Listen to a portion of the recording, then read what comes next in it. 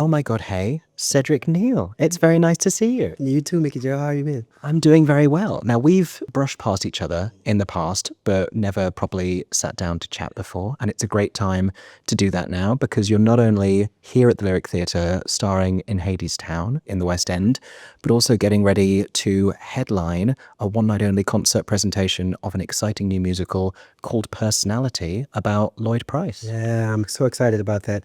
About a year ago, we did a workshop presentation of Personality, the Lloyd Price Musical. And when Sheldon Epps approached me about doing it, it was at a particularly interesting time in my life. As artists, we have that, will I ever work again? Will I ever work again? Well, I was going through that in 2024. And Sheldon approached me about this piece. And I said, hell yes. Because like the first major line of the musical says, you don't know my name, but you know my music. And the ongoing theme through the personality is, as long as I just keep singing, everything is going to be okay. And I can relate to that. And his most popular songs are Personality and Stagger Lee. And I'm from Dallas, Texas. And back in 2014, 2015, Will Power, the playwright, wrote a new musical called The Legend of Stagger Lee.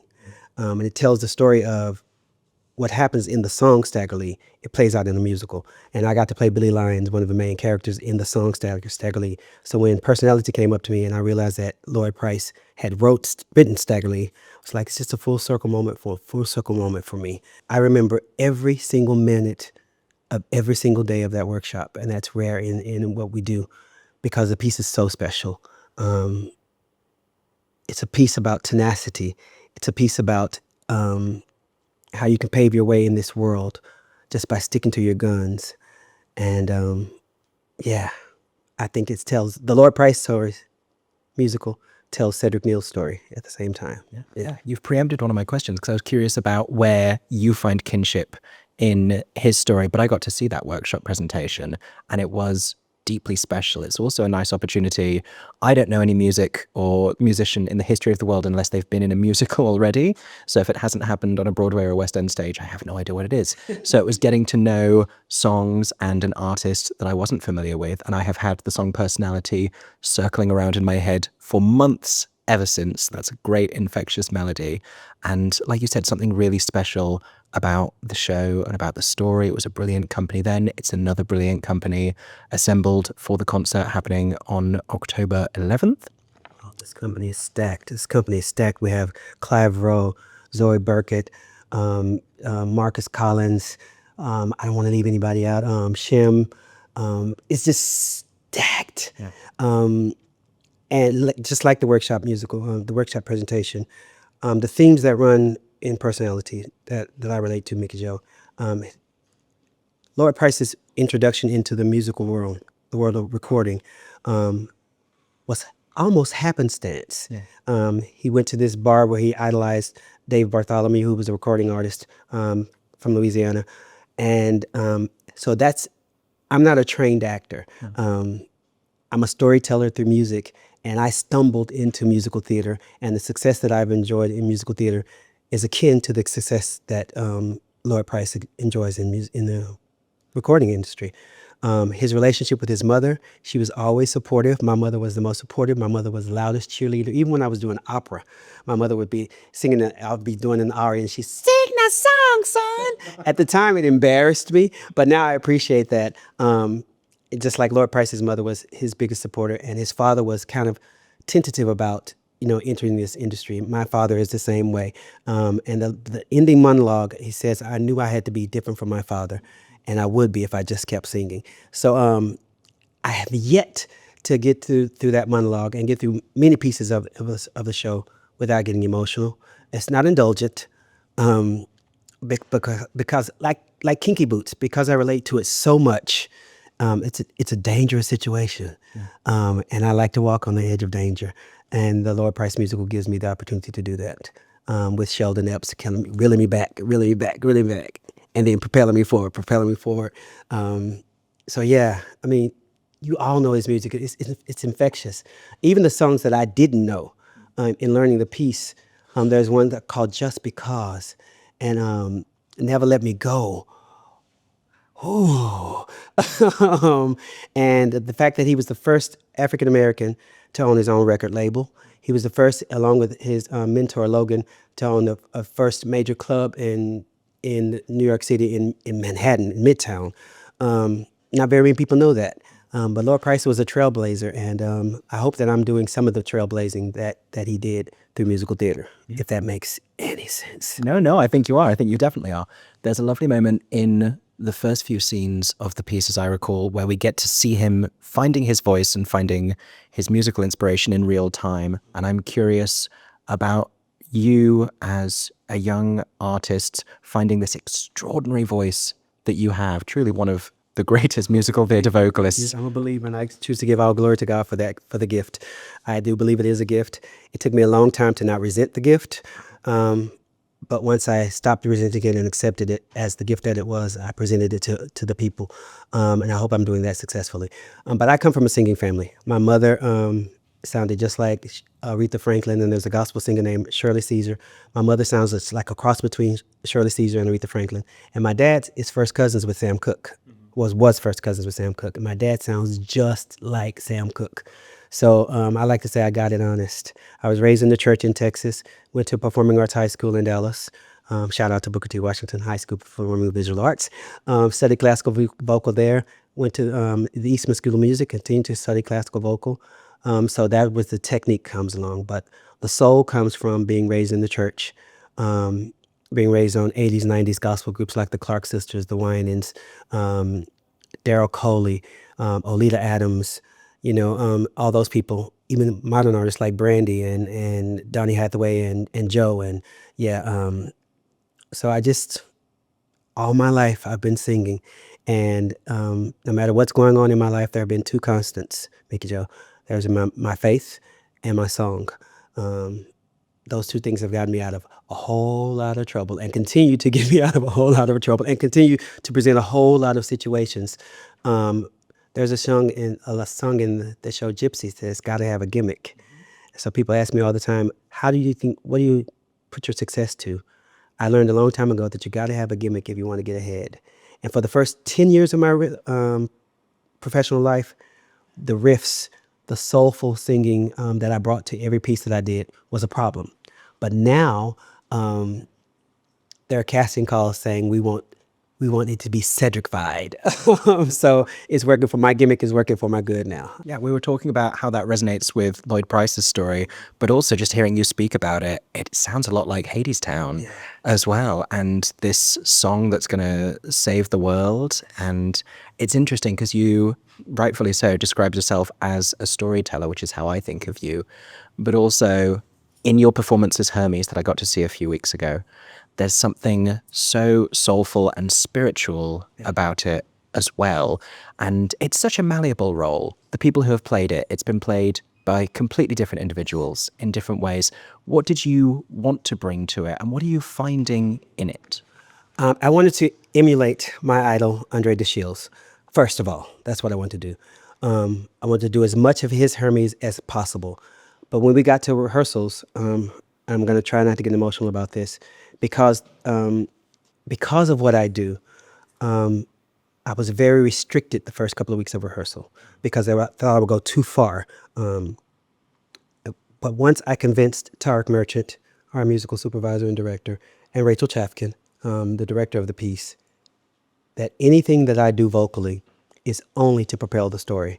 Any riff that I do is going to be on a word that's propelling the storytelling, and you can trust me. So they pull the reins back. And Rachel said, "Cedric, we hired you because we wanted you to bring as much of Cedric to Hermes as possible." And I think I'm doing that. I like to say that Hermes is just Cedric in a silver suit, because I consider myself, I'm pops to some of my theater and lifestyle kids. I'm mama to some of my theater and lifestyle kids. I'm uncle. I'm sister. I'm brother. I'm a godly figure to some people in my life. And so I think that's all that Hermes is. Hermes is a narrator. He's paternal. They're maternal. They're paternal. They're spiritual. They're the person, the entity that's responsible for making sure that the generations behind us know what it took and what it's going to take to continue being storytellers. and continuing to sing that song again and again and again. I like to say that we all have turnaround situations in our life. Hadestown is about don't turn around this time. Don't turn around this time. Whether it's politics, religion, addiction, relationships, self-expression, self-esteem.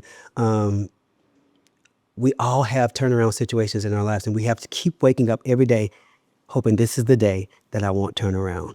So that's what I take on that stage with me every night when I'm telling the story of Hadestown, and which I will continue to tell in any show that I'm in from now on, will be influenced by Hermes and what Hadestown has meant to me. Wow.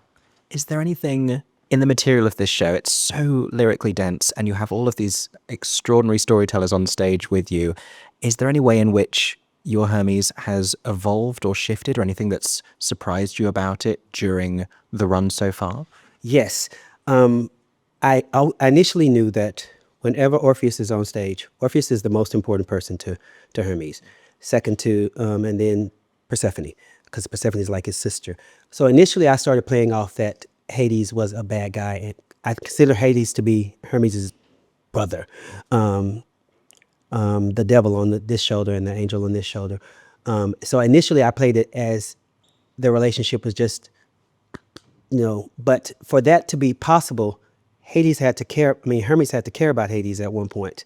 So as we go along, I'm finding different points where, that's from our childhood. That was from the sweetness of Hades. And so I relate to that. So it's not one dimensional. It's a three-dimensional relationship now, between Hermes and Hades. I think that's the biggest development, and finding the relationship that Hermes has with the workers and what they mean to the workers.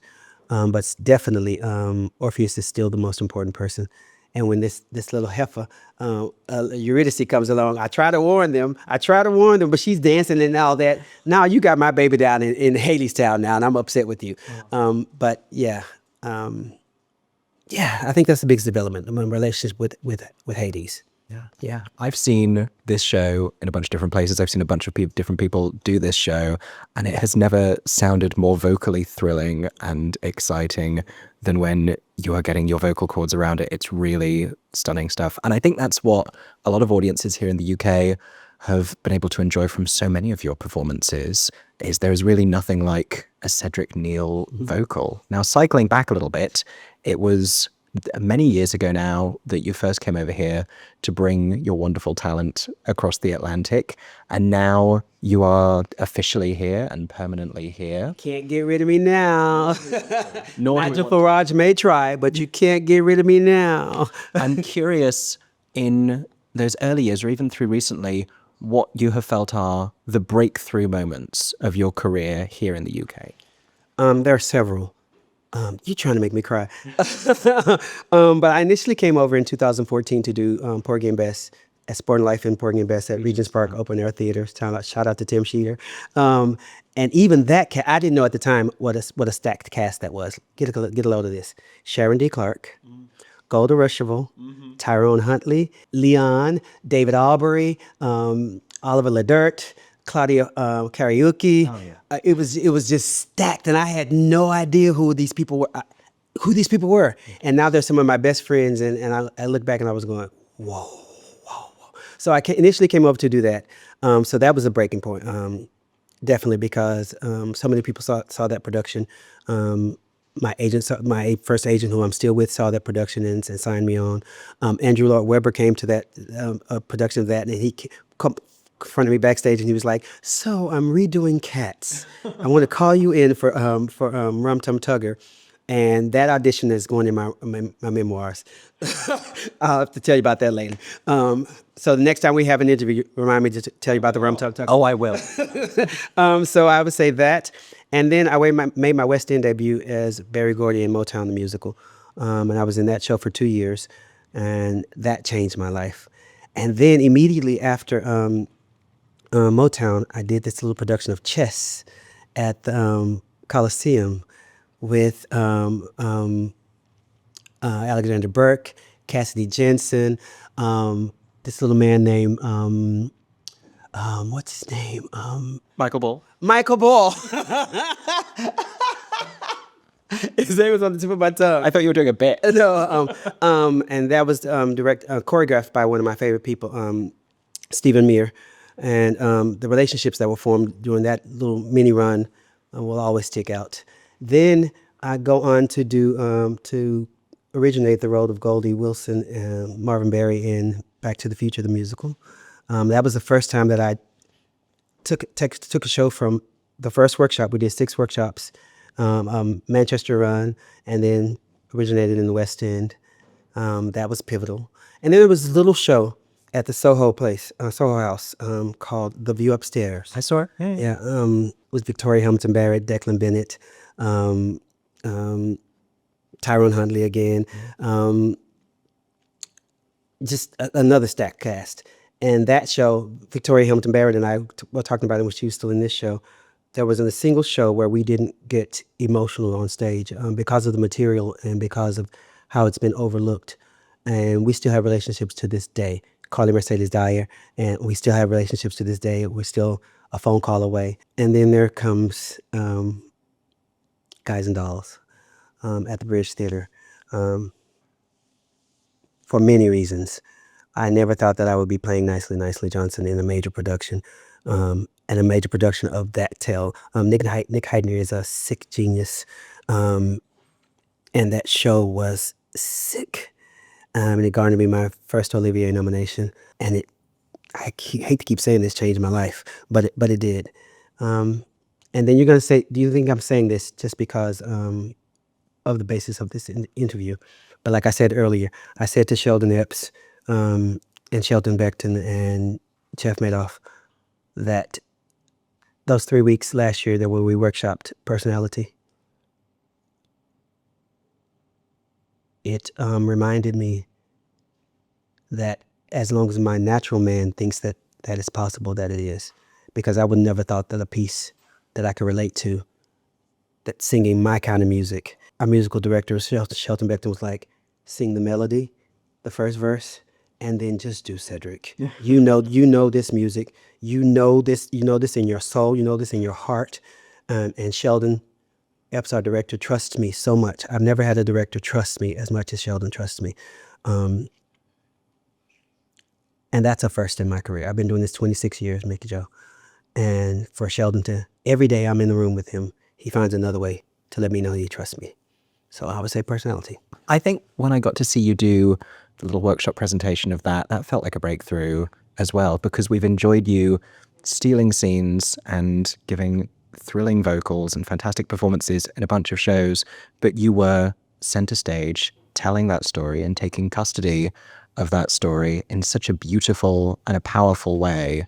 I felt like it gave me a chance to see a fuller dimension of you for the first time. I was like, oh, this is the star that is Cedric Neal. That was really fantastic. There's a story with Kinky Boots as well, I think. Yeah. Because you had come close to having the chance to play the role a couple of times, and then you got to do the concert at Drury Lane. There are 2 concerts that I didn't mention that were also special to me, and Kinky Boots is one of those. I was scared of Kinky Boots, again, because the story relates. I've never been a drag performer, but the story of the relationship with his father is so close to mine, so that when I got to do Kinky Boots at Drury Lane, and this is not a narcissistic or puffed up statement that I'm about to make, it was the first time in my entire life that I got a mid-show standing ovation. And the first concert after Hold Me in Your Heart, it was a standing ovation for 3 minutes and 4 seconds. Mm-hmm. And Freddie Taplin, conductor of the LMTO, called me that night. He said, so Cedric, when we do the show tomorrow, if you move, I'm gonna punch you. He said, just take it all in. That's for you. So that was special. And I'm glad I got to do Lola. There was another back in 2018, as I was doing Motown, Sharon D. Clark and her partner, Susie McKenna, produced this musical called King, which is the Martin Luther King musical, and I got to play Martin Luther King. So akin to Personality, where I'm playing center stage, main character, that was a special event, being able to play one of the most respected African-American leaders of all time, just flat-footed center stage, and Yeah. So yeah. Before we move on from Guys and Dolls, I'm always so curious because I went a bunch of times, always did the standing. It was such an atmospheric, exciting production. But what was it like from your vantage point doing Sit Down, You Rock on the Boat, doing the entire show? What was the view like from up there of that experience? It was so, this is going to sound so lame, but it was so fun. Yeah. I love to break the fourth wall. So the fact that the fourth wall was broken and there were hundreds of people there, and you could see it in their eyes that they were getting the story. You could see it in the excitement. You could see it in their eyes when the soul, when the spirit hit them. I had so many people come up to me after Guys and Dolls saying, I'm not a believer, I don't believe in God, blah, blah, blah, blah. But there was God in there. There was some spirit in there. And so that was comforting to me. It was just, I'm most comfortable when I can relate to the audience. And that was my most comfortable situation. I loved it. I loved seeing the people getting shifted around and like, this is not gonna work. This is working. This is working. We're in the mission. We're in the mission with them. We're in the mission with them. So it was fun. Obviously, you're in a place right now where you're in a fantastic West End show and building another project, another new musical at the same time. But I'm curious if a decade down the line or less than that, there's anything else in the bucket list still? Anything you haven't had the opportunity to do that you would love to? Any particular shows? I didn't believe in dream roles until Hermes. So that's a difficult question for me. I always said that the dream role, the dream situation hasn't been written. But there is one role that I want to sink my teeth into. I want to be the first male identifying acid queen in the Who's Tommy. I mean, I want that now as well. Yeah, that's so. Hey, producers, is that somewhere in the pipeline? Hey. And even if that's reason enough now to start building a revival. I'm going to email people after this. That has I do want to be the first male identifying acid queen in the Who's Tommy. Yeah, that would sound. Oh, the version that I'm imagining right now sounds fantastic. So yeah, wow, that would really be something. Selfishly, I just want to hear you sing all of them. That's all my brain is doing. But thinking about personality, then October 11th. October 11th. What is your greatest aspiration for what audiences are going to take away from this show when they come and see it? That they walk away going, this works, and that they walk away going, more people need to see this. More people need to know this man's story. We already know his music. Now they know his name. That's a line from the show. But that more people need to know this story because this was a special man and it's a special show. And it wouldn't be so if his music wasn't in his life wasn't so special. I hope they walk away going, when is it coming to the West End and when can I get tickets? And just keep singing. Which is a lovely message to leave us with. I'm excited about the future of Personality, the Lloyd Price Musical, and I'm excited about the future of Cedric Neal here in the UK. Thank you. It's been so lovely to sit down with you. So good to sit down with you. Lovely to see you. Thank you so much. Thank you. For 10 more seconds, I'm MickeyJoTheatre. Oh my god, hey. Thanks for watching. Have a stagey day. Subscribe!